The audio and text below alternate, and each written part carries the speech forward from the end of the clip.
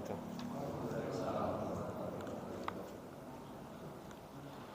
Innal hamdalillah nahmaduhu wa nasta'inuhu wa nastaghfiruh wa na'udzu billahi min shururi anfusina wa min sayyiati a'malina. Man yahdihillahu fala mudilla lahu wa man yudlilhu fala hadiya lahu. Asyhadu an la ilaha illallah wahdahu la syarika lahu. Asyhadu anna Muhammadan 'abduhu wa rasuluh. La nabiyya wa la rasula ba'dahu, amma ba'd.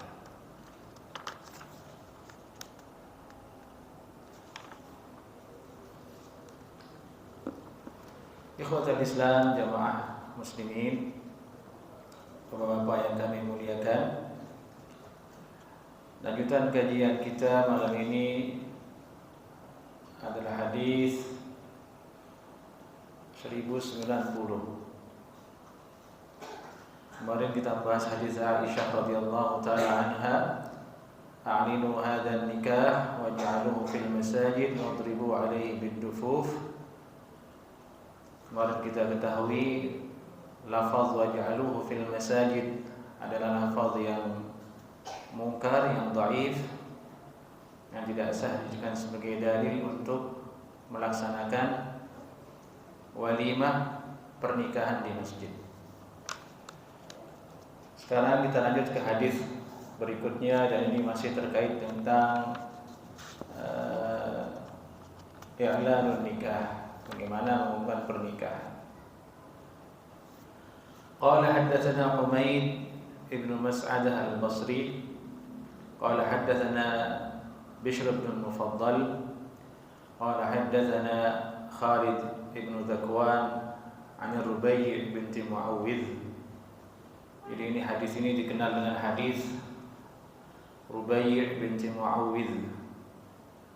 Ar-Rubai' binti Muawwidh. Jadi ini agak susah mungkin dieja oleh kaum muslimin yang belum terbiasa atau belum pernah mendengar nama ini. Ar-Rubai' binti Muawwidh. Qalat, beliau berkata, Jaa Rasulullah sallallahu alaihi wasallam,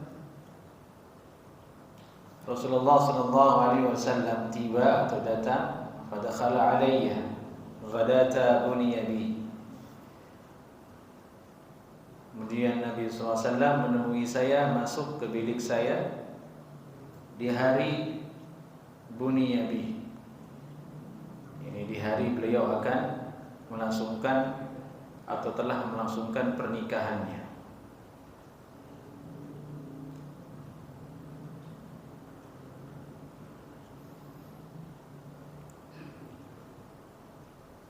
Maksudnya di sini adalah Rubai' binti Muawwidh menikah, kemudian Nabi sallallahu alaihi wasallam menemui beliau.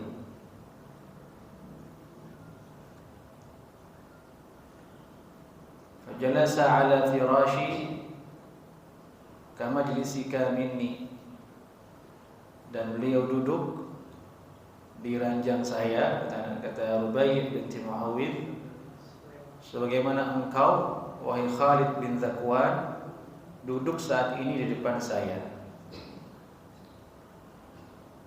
Jadi Rubai' binti Muawwidh bercerita atau berkata kepada Khalid bin Zakwan, nama rawi yang ada di situ. Khalid bin Zakwan an Rubai' binti Muawwidh. Rubai' binti Muawwidh bercerita kepada atau berkata kepada Khalid bin Zakwan, dulu Nabi SAW duduk di ranjangku ini sebagaimana kamu duduk saat ini di depan saya. Wa juwairiyatun lana yadribna bidufufihinna. Dan ketika itu juwairiyatun lana, maksudnya di sini adalah anak-anak perempuan yang merdeka dari kalangan Al-Ansar. Anak-anak perempuan juwairiyat yadribna bidufufihinna. Lana maksudnya di situ anak-anak perempuan ini masuk ke dalam kelompok kami, yakni kaum Ansar, bukan maksudnya anak Rubai' binti Muawwidh.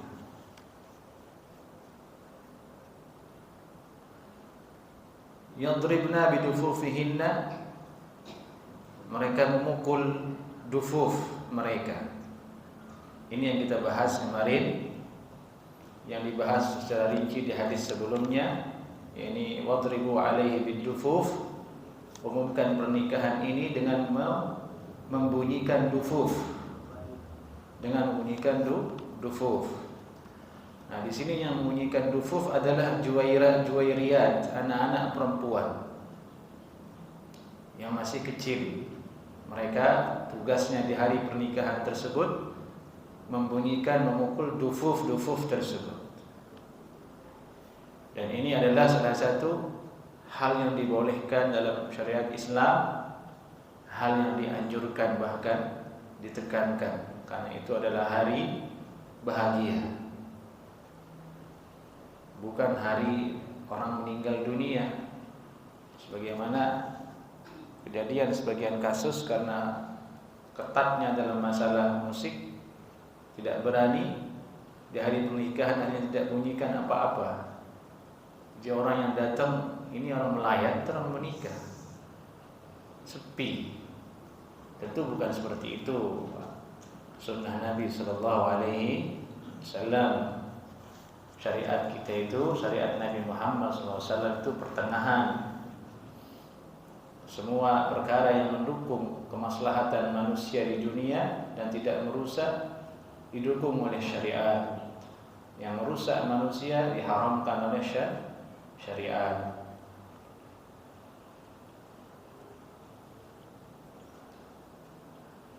Wa yandubna man qutila min abai yawma badrin.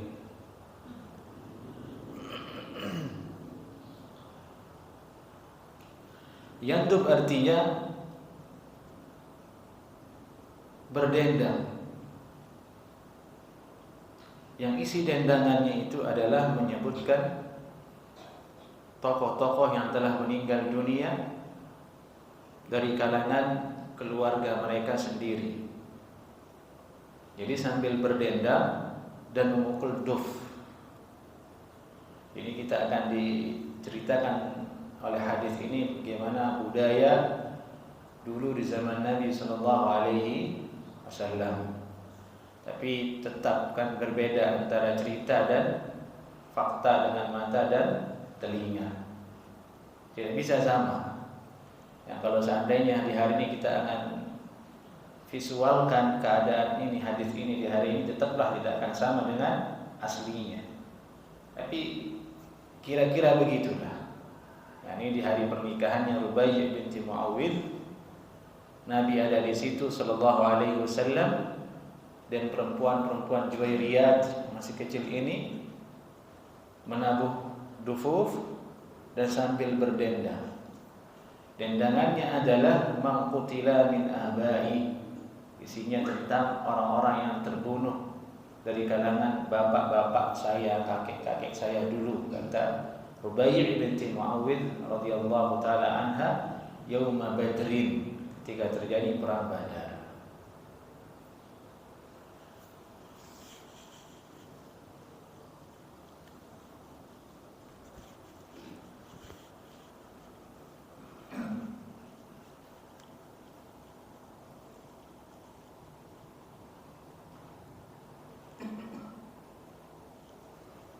Sampai akhirnya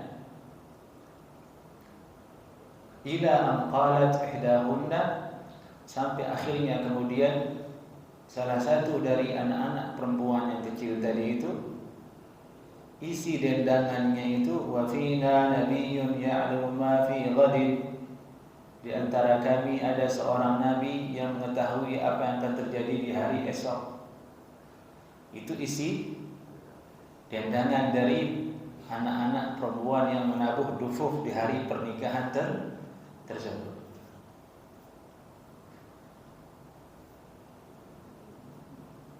Wa fina nabiyyun ya'lamu ma fi ghadin, dan di antara kami ada nabi yang mengetahui apa yang akan terjadi di hari esok. Sebelumnya Nabi SAW diam, tidak pernah melarang perempuan-perempuan itu menabuh dufuf, berdendang. Nabi tidak melarang, menunjukkan itu hukumnya boleh di hari pernikahan. Bahkan ditegaskan di hadis sebelumnya, "Wadribu alaihi bil dufuf." Pukulkanlah dufuf untuk mengumumkan pernikahan, memeriahkan. Tadi sampai ke kalimat ini, "Wa fina nabiyyun ya'lamu ma fi ghadin." Dan di antara kami ada nabi, di sisi kami ada nabi yang mengetahui apa yang akan terjadi di hari esok. Faqala laha Rasulullah sallallahu alaihi wasallam, "Uskuti an hadhihi." Kalian diam, kamu diam, kata Nabi sallallahu alaihi wasallam. Diamlah engkau wahai anak perempuan, disuruh diam. Uskuti, diamlah. An hadhihi, dari ucapanmu ini. Nabi melarangnya. Nabi menegurnya. Karena di dalam kalimat tersebut terdapat itra'. Itra' itu artinya menyanjung di atas kapasitas yang ada pada diri seseorang. Menyanjung secara berlebihan, menyanjung isi sanjungannya tidak sesuai dengan kapasitas orang yang disanjung. Nabi SAW tidak mengetahui hari esok. Yang mengetahui hari esok siapa? Hanya Allah Subhanahu wa ta'ala. La ya'lamul ghaiba illallah. Tidak ada yang mengetahui perkara ghaib selain Allah Subhanahu wa ta'ala. Memang ada riwayat-riwayat yang menyebutkan Nabi mengetahui perkara-perkara yang akan datang, tapi itu terbatas pada perkara-perkara yang diajarkan oleh Allah SWT kepada Nabi SAW. Bukan sifatnya mutlak Nabi mengetahui apa yang akan terjadi atau mengetahui yang lain. Berarti ini masalah akidah, masalah keyakinan. Itu Nabi melarangnya. Stop, jangan lanjutkan lagi, kata Nabi SAW. Fi riwayat al-Bukhari, da' hadhihi. Dalam riwayat Imam Bukhari, Nabi bersabda, da' hadhihi, tinggalkan ucapan ini. Ay utruki ma yata'allaqu bimadhi alladhi fihi al-ittira' al-manhi anhu. Tinggalkan apa-apa yang berkaitan dengan menyanjung diriku, di mana sanjungan tersebut terdapat nilai ittira'. Ittira' yang tadi berlebihan, yang dilarang oleh Nabi SAW.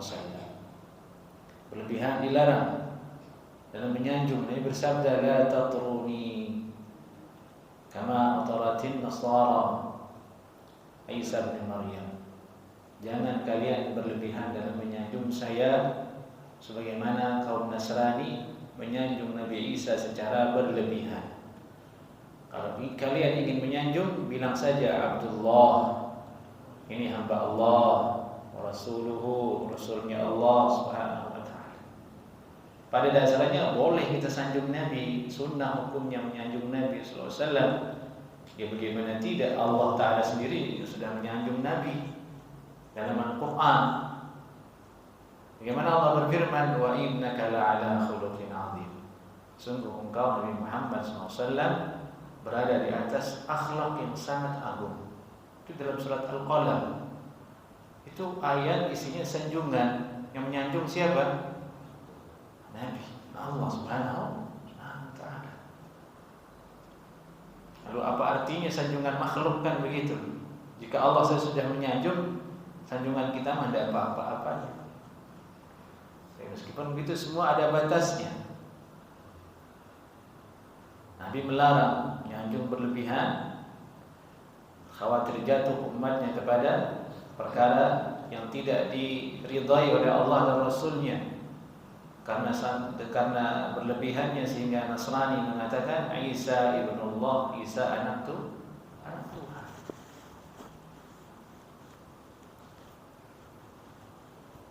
Dan Allah Subhanahu wa ta'ala telah menasihati kita semua dalam Al-Qur'anul Karim, ya ahlul kitab la taghlu fi dinikum. Wahai ahlul kitab, Yahudi dan Nasrani, janganlah kalian berlebihan dalam agama kalian. Maksudnya itu peringatan untuk orang beriman agar jangan mereka seperti ahli kitab yang awal kesesatannya adalah berlebihan kepada nabinya. Jadi ini hanya sekedar ucapan jamaah, tapi Nabi tegas melarangnya. Itu dalil bahwasanya semua ucapan yang batil, semua ucapan yang zalim, yang isinya adalah kesalahan dalam akidah, wajib kita ingkari, wajib kita luruskan. Meskipun itu keluar dari lisannya anak-anak. Ini kan Juwairiyat ini anak-anak dan mereka perempuan, bukanlah orang dewasa, tapi Nabi tetap mengajarkannya. Utruki hadhi, da' hadhi, berhenti, jangan ucapkan ini.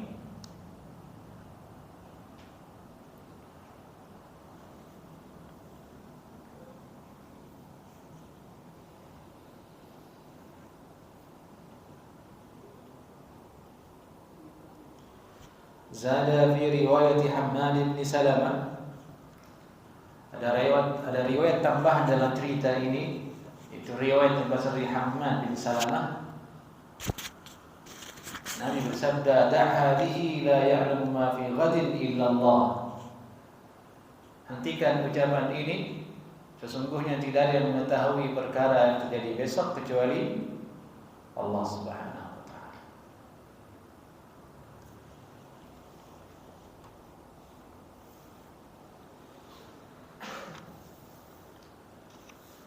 Dalam Al-Quran disebut masalah ini dengan jelas, bahwasanya manusia tidak bisa mengetahui wa ma tadri nafsum madza taksibu ghadan. Tidak ada jiwa yang mengetahui apa yang akan dia kerjakan besok secara pasti. Wa ma tadri nafsum bi ayyi ardin tamut.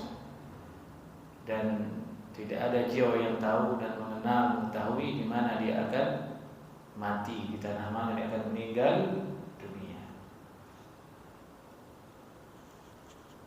Oleh karena itu ulama akidah memasukkan siapa saja yang meyakini seseorang itu mengetahui perkara gaib, dia jatuh kepada kekufuran dan kesyirikan. Kekufuran karena dia menyelisihi sesuatu yang telah sharih dalam Al-Quranul Karim. Bahasanya tidak ada yang mengetahui yang akan terjadi esok selain Allah Subhanahu wa ta'ala, dan bisa menjadi syirik karena seolah-olah dia mempersekutukan Allah dalam perkara itu. Ada yang seperti Allah mengetahui apa yang akan terjadi esok hari. Jadi ucapan berat. Dari itu Nabi meluruskannya.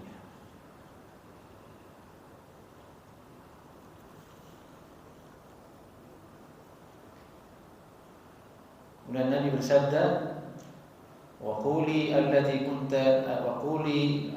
kunti taqulina qablaha. Kamu ucapkan saja yang tadi sebelumnya kamu dendangkan, yang tentang bagaimana bapak-bapak kalian dulu meninggal di perang Badar. Yang isi dendangan udah seputar itu saja, yang tidak ada kebatilan di dalamnya. Itu yang dibolehkan. Dari itulah mengatakan berdendang itu boleh hukumnya, dengan syarat isinya, kontennya itu, liriknya itu tidak mengandung kemaksiatan, baik akidah maupun perkara fiqhiyah.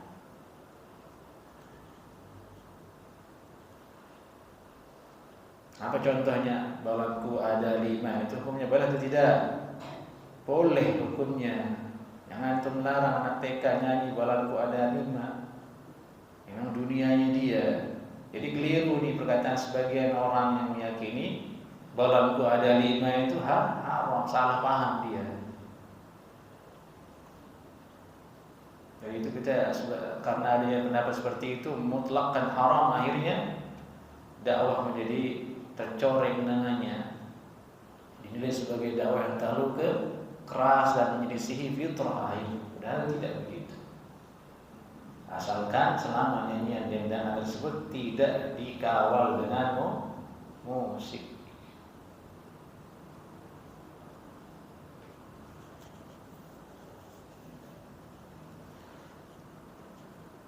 Apa contohnya dendangan yang lokal di Indonesia bisa kita lakukan ketika acara pernikahan? Indung-indung, kepala lindung. Apa katanya itu? Itu tidak sembahyang, tidak pakai kerudung. Itu bagus, malah itu dakwah isi.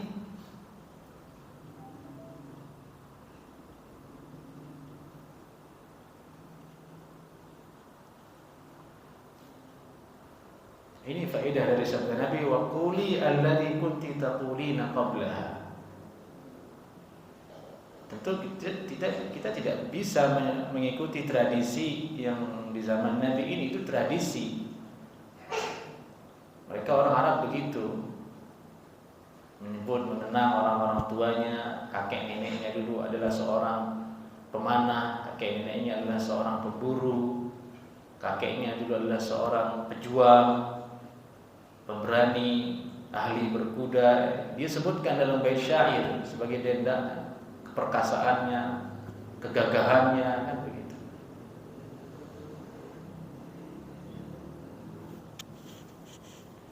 Ya justru kita yang seperti itu miskin, kita hal seperti itu tidak ada. Jadi maksudnya adalah selama isi dendangan tersebut tidak menyelisihi syariat Allah Subhanahu wa taala, maka boleh hukumnya.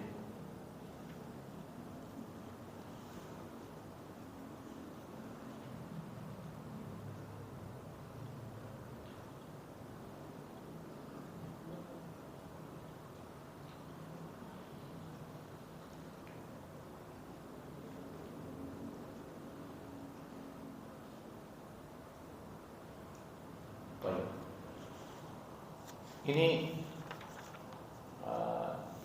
fawaid dari hadis Rubai' binti Muawidh radhiyallahu taala anha.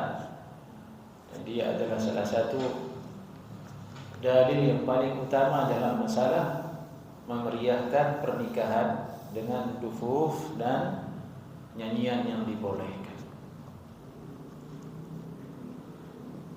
Baik. Sekarang kita lanjut ke hadis berikutnya.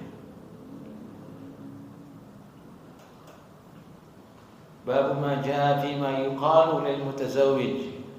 Bab membahas tentang ucapan yang diucapkan bagi orang yang menikah. Sudah menikah. Berarti ini kita akan dibawa kepada masalah para tamu yang akan mengunjungi pernikahan tersebut. Apa yang mesti diucapkan kalau datang ke tempat walimah tersebut. Qala haddatsana Qutaibah qala haddatsana Abdul Aziz bin Muhammad an Suhail bin Abi Salih an abihi an Abi Hurairah anna an-nabiy sallallahu alaihi wasallam kana idza raffa'a al-insana idza tazawwaja qala barakallahu laka wa baraka alayka wa jama'a bainakuma fil khair. Dari Abu Hurairah radhiyallahu taala anhu, sungguhnya Nabi sallallahu alaihi wasallam idza raffa'a al-insana idza tazawwaj, apabila Nabi raffa'a artinya da'a lahu. Apabila Nabi mendoakan seseorang ketika menikah. Jadi kalimat raffa'a ini dalam kamus bahasa Arab, raffa'ahu tarfi'atan tarfiyan, yakni didoakan supaya langgeng, supaya terus bersama dan bersatu. Itu arti rafa'ah. Hanya saja orang jahiliyah dulu sebelum Nabi SAW mendakwahkan Islam dan mengajarkan akhlak Islam, orang-orang jahiliyah tidak mengatakan barakallahu laka wa baraka alaika, tapi mereka berkata birrafati wal banin, birrafati wal banin, semoga langgeng dan dapat anak. Nah itu bahasanya. Kemudian datanglah Islam, Nabi menunjukkan kepada sahabat, mengajarkan kepada sahabatnya, diganti kalimat birrafati wal banin, semoga langgeng bersatu terus dan punya anak, diganti sama Nabi dengan doa barakallahu laka wa baraka alaika wa jama'a bainakuma fil khair.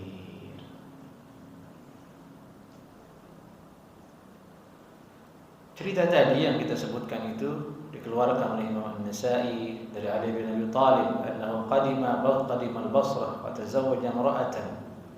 Suatu ketika Ali bin Abi Thalib tiba di negeri Basrah. Basrah itu ada di Irak sekarang. Kalau tidak di Irak, ya di Iran. Wa tazawwaja imra'atan. Dan di sana beliau menikahi seorang perempuan. Jadi Ali bin Abi Thalib itu menikahi perempuan setelah Fatimah meninggal dunia. Selama Fatimah belum meninggal, Ali sungkan menikah lagi karena tidak enak sama mertuanya Nabi Muhammad sallallahu alaihi wasallam. Tapi setelah Fatimah meninggal, ya tidak mau kan, akhirnya beliau menikah.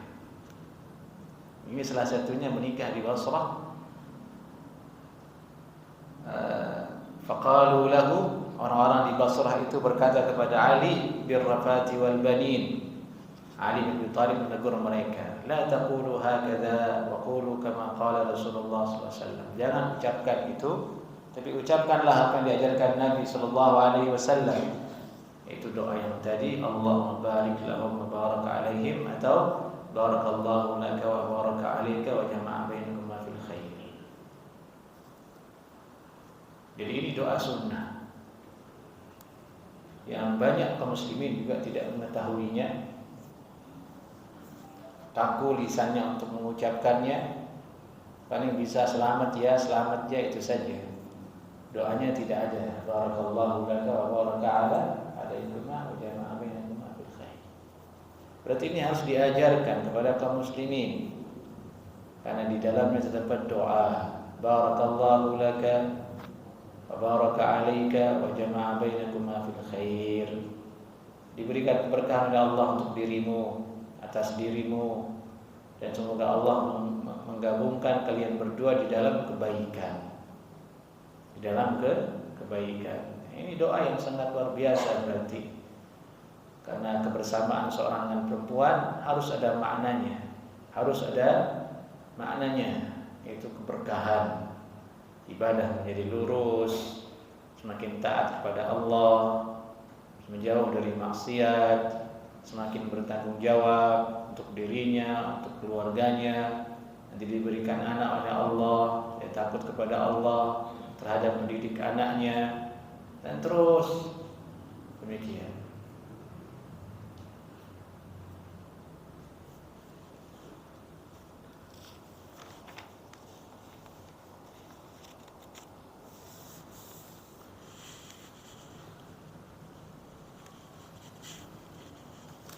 Kemudian di dalam acara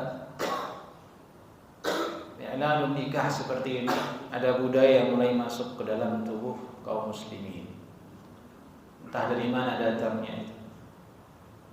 Ini kalau orang menikah, saya misalnya di sosmed itu banyak sering terjadi, yang mengikutinya orang Islam juga. Dia ngelempar bunga. Nanti yang mau nangkep bunga katanya mau nikah lagi, itu gimana gitu. Yang bisa nangkep bunga itu dia jodoh, ada dapat jodoh.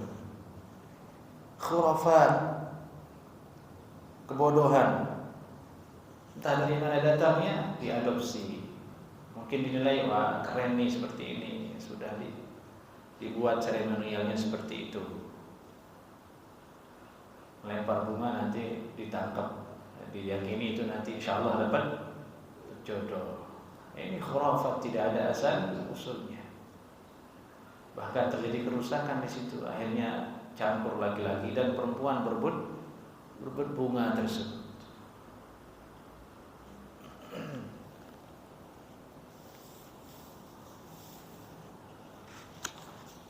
Baik, kita lanjut ke hadis berikutnya. Babu ma yaqulu idza dakhala ala ahlihi. Setelah dibahas tentang kebaikan menikah, kemudian bagaimana mengumumkan pernikahan, sudah selesai masalah itu, ditentang Imam At-Tirmidzi hadis adab orang bergaul dengan istrinya. Babu ma yaqul idza dakhala ala ahlihi. Bab bahas tentang apabila seorang masuk ke keluarganya. Ini bahasa kinayah. Masuk di sini maksudnya malam pertama atau jima dengan istrinya. Qala haddatsana Ibnu Abi Umar qala haddatsana Sufyan ibn Uyainah an Mansur an Salim ibn Abi Ja'ad an Quraib an Ibn Abbas qala an-nabiy sallallahu alaihi wasallam law anna ahadakum idza ata ahlihi qala bismillah Allahumma jannibna asy-syaitan wa jannibi asy-syaitana ma razaqtana fa in qada Allahu bainahuma walada lam yadurruhu asy-syaitan. Dari Ibnu Abbas radhiyallahu taala anhuma, beliau berkata Rasulullah SAW pernah bersabda, jika seorang dari kalian ata ahla, ini mendatangi istrinya. Jadi ahlun itu dalam bahasa Arab maksudnya istri, keluarganya. Ata ahlahu, keluarganya, istrinya. Kemudian membaca bismillah dengan nama Allah. Allahumma jannibna syaitan wa jannibi syaitan ma razaqtana. Ya Allah, jauhkanlah syaitan dan jauhkanlah syaitan dari apa yang, dari rezeki yang Engkau berikan kepada kami. Ini doanya. Sebagian jamaah mungkin belum menghafal doa ini, dihafal ya. Allahumma jannibna asy-syaitan wa jannibi syaitan ma razaqtana. Ini doa berhubungan badan jamaah. Barangkali ada yang belum hafal.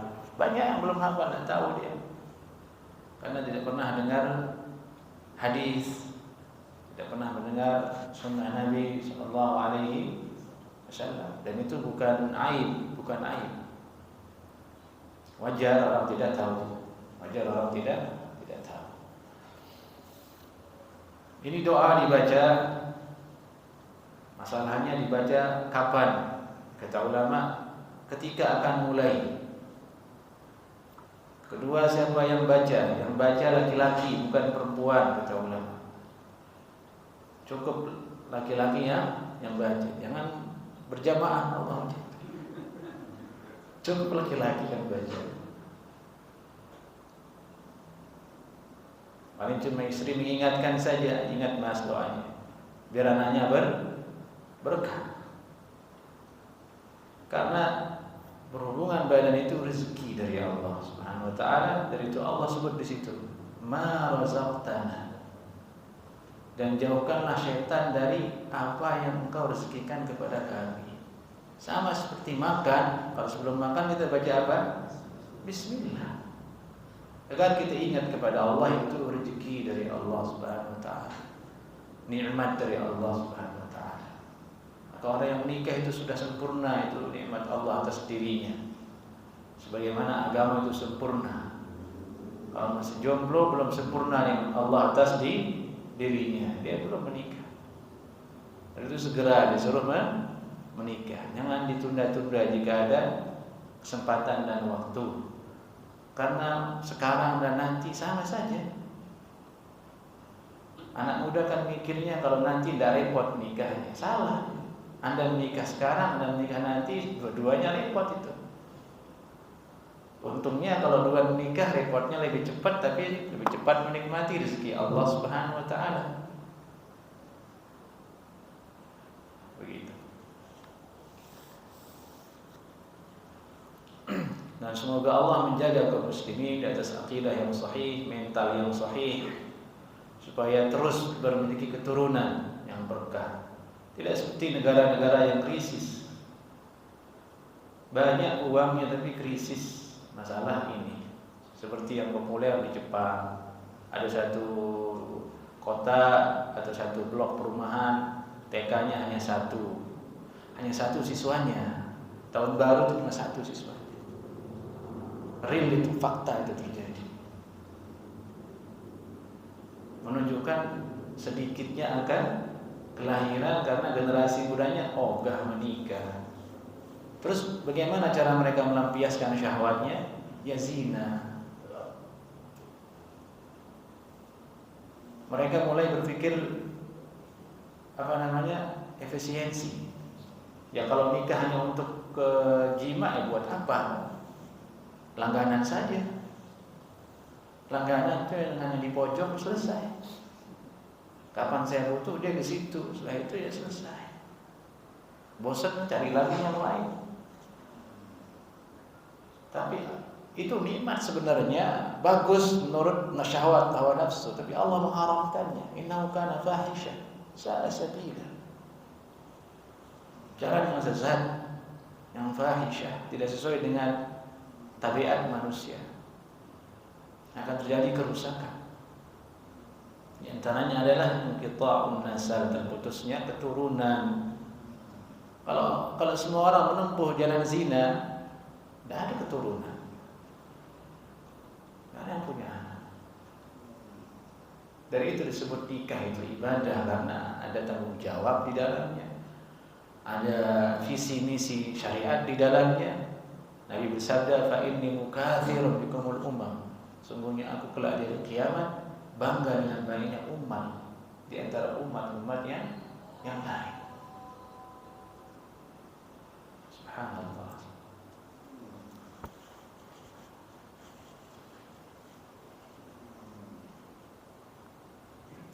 Dan baik azan dulu.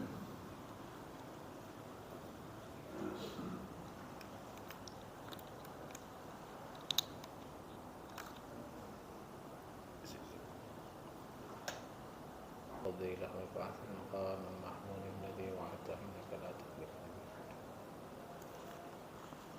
Baik jemaah, kita lihat makna dari doa ini. Allahumma jannibna syaitan. Ya Allah, jauhkanlah syaitan dari kami. Ini jauhkanlah kami dari syaitan. Dari perbuatan syaitan. Wa jannibis syaitan, dan jauhkanlah setan tersebut juga dari apa yang kau berikan kepada kami dari rezeki ini. Seolah di situ ada isyarat jemaah bahwasanya hendaklah seorang muslim ketika berhubungan badan dan istrinya sesuai dengan syariat Allah. Tidak mengikuti kemauan syaitan dengan menjauhi hal-hal dilarang oleh Allah Subhanahu wa taala. Seperti misalnya yang disepakati oleh para ulama, mencari jalur yang lain. Jalur yang halal itu adalah farjun. Kemudian dia cari jalur lain dari istrinya, yaitu qubul, yaitu dubur. Bahasa Indonesianya anus. Ada haram bittifaqil ulama. Berdoa kepada Allah supaya dijauhkan dari setan. Nanti kalau kesetanan bisa ke situ. Yang namanya hawa nafsu. Nah, ini faedah dari doa ini. Allahumma jannibna syaitan.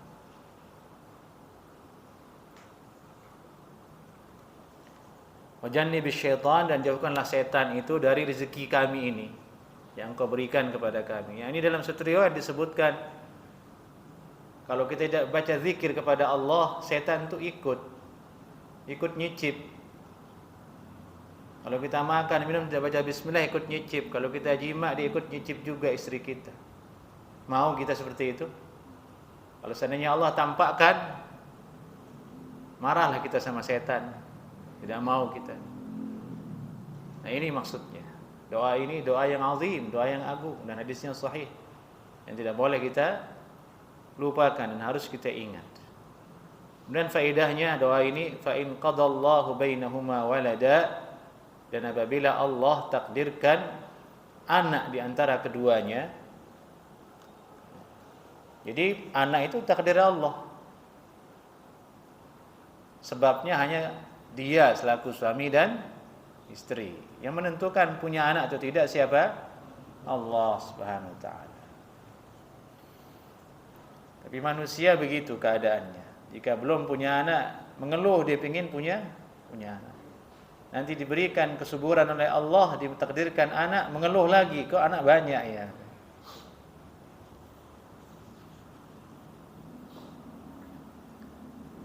Fa in qadallahu bainahuma walad, jika Allah takdirkan anak di antara keduanya setelah menjalani sebab tersebut, lam yadurruhu syaitan, setan tidak akan memudaratkan anak tersebut.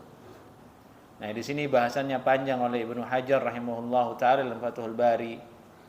Maksudnya tidak memudaratkan di sini kemudaratan yang seperti apa yang tidak akan diterima oleh anak dari setan dengan baca zikir ini. Karena kita diketahui setiap anak yang lahir itu pasti kena mudarat oleh setan. Dalam satu riwayat bahwasanya ketika anak lahir pasti dicekik oleh setan. Dan itu kemudaratan. Maka ulama mengatakan kemudaratan yang apa maksudnya di sini? Oh, berarti di sini kata ulama maksud hadis ini tidak semua kemudaratan. Tapi ada kemudaratan lain khusus yang dimaksudkan. Nah, itulah yang diperdebatkan oleh ulama. Ada yang mengatakan kalau baca doa ini nanti tidak dimudaratkan agamanya, tidak akan jadi orang kafir anaknya. Ada yang mengatakan kalau dibaca doa ini tidak akan mudarat badannya. Jadi tidak umum maksudnya di sini, karena kalau kita katakan umum semua kemudaratan akan bertabrakan dengan hadis yang lain yang mengatakan bahwasanya pasti manusia itu kena oleh mudarat setan.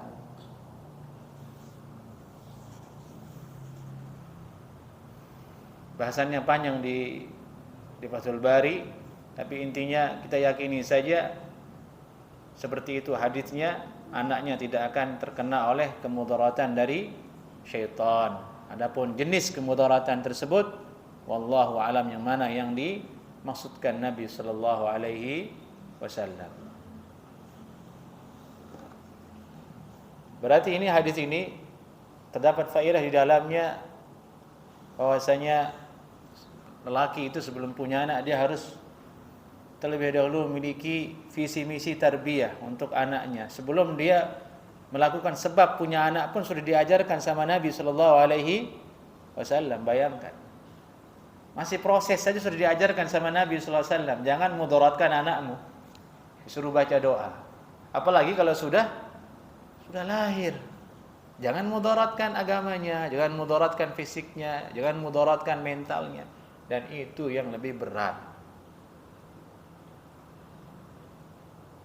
Kalau masalah lebih berat daripada urusan sekedar makan, pakaian dan minuman. Karena tarbiyah itu kan ada dua, tarbiyah zahir dan tarbiyah batin kepada anak.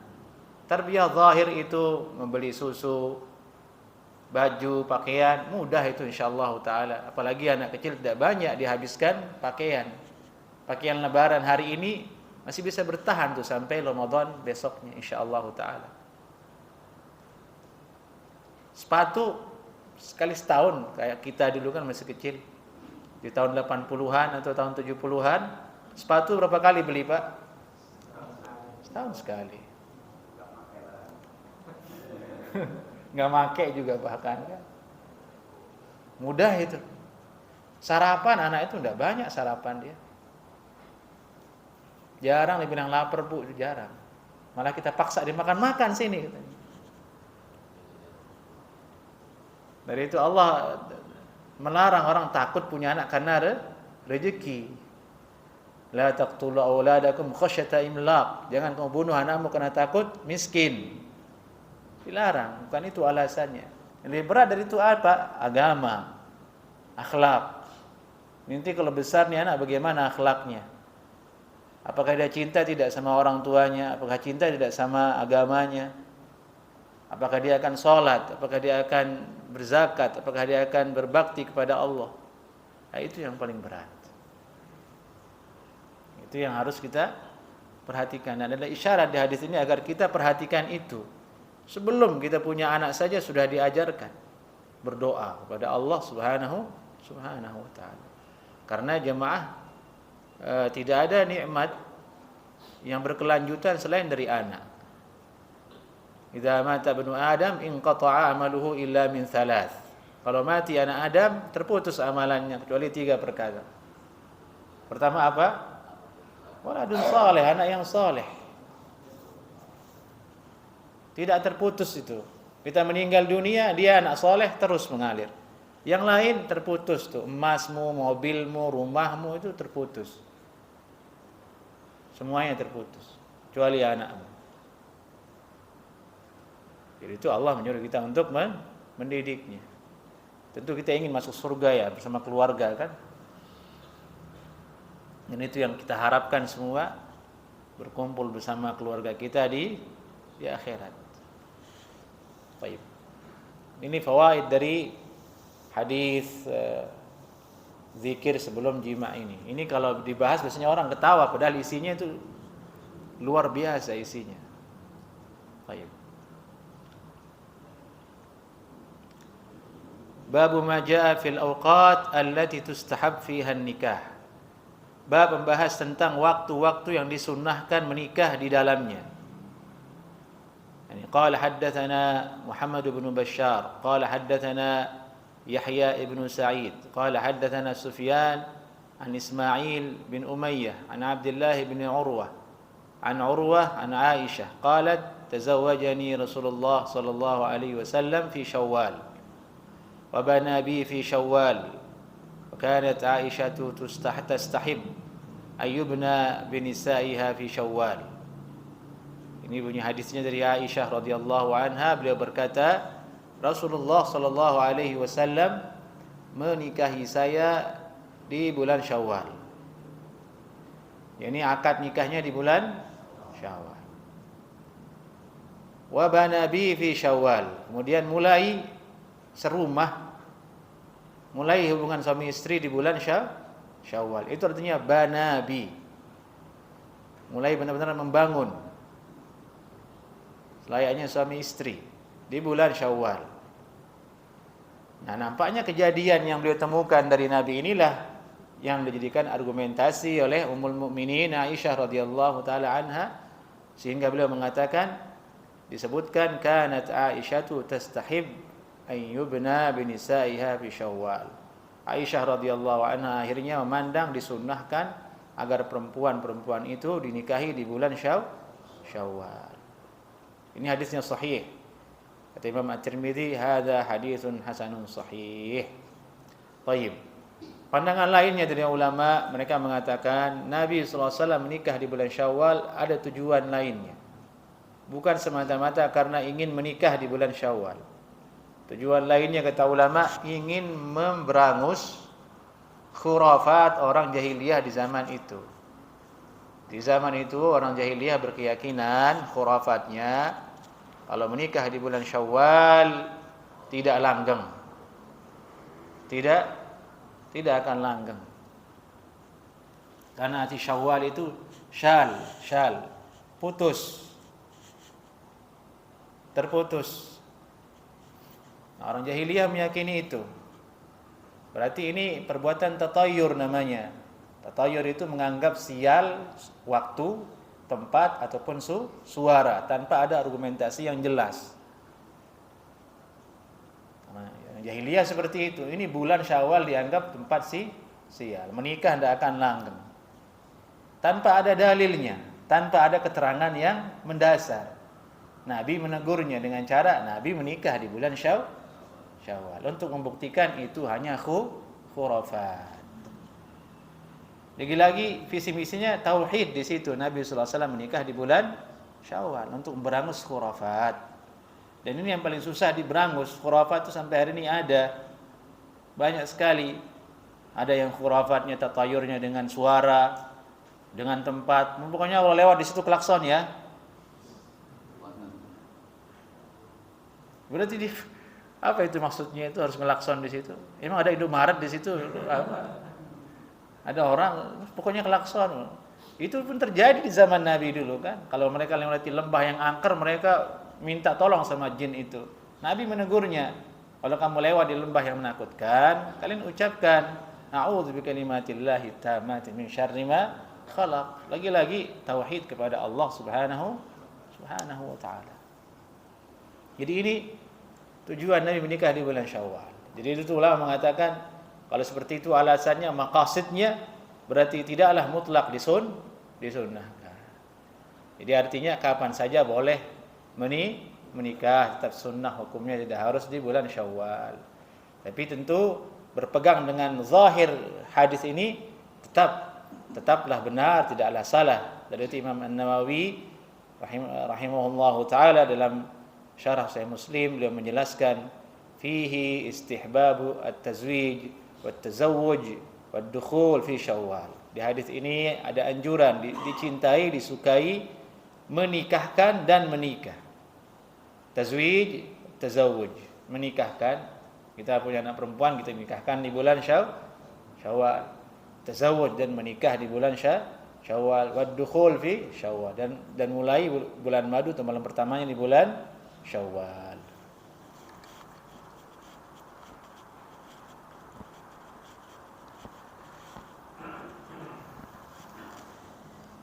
Ini serupa visi misi tadi itu jamaah dengan yang terjadi di kita.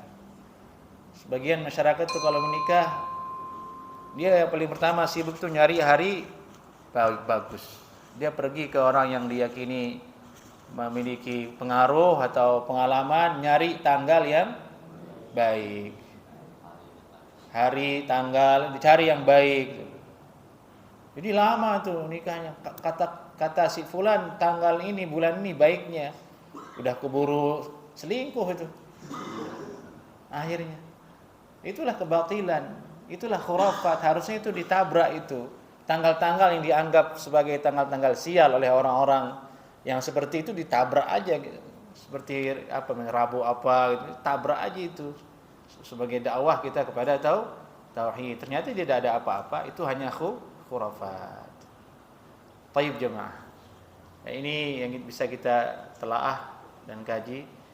Kami ingatkan kita menikah ini luas. Bukan hanya sekedar masalah nazar, kemudian walimah, tidak. Dalamnya nanti bagaimana hukum talak, bagaimana hukum rujuk, lengkap, bagaimana ma'isyah. Jadi bahasan yang luas. Dari itu babnya khusus dalam hadis maupun kitab fikih. Naktafi bihadza, aqulu qawli hadza. Assalamualaikum warahmatullahi wabarakatuh.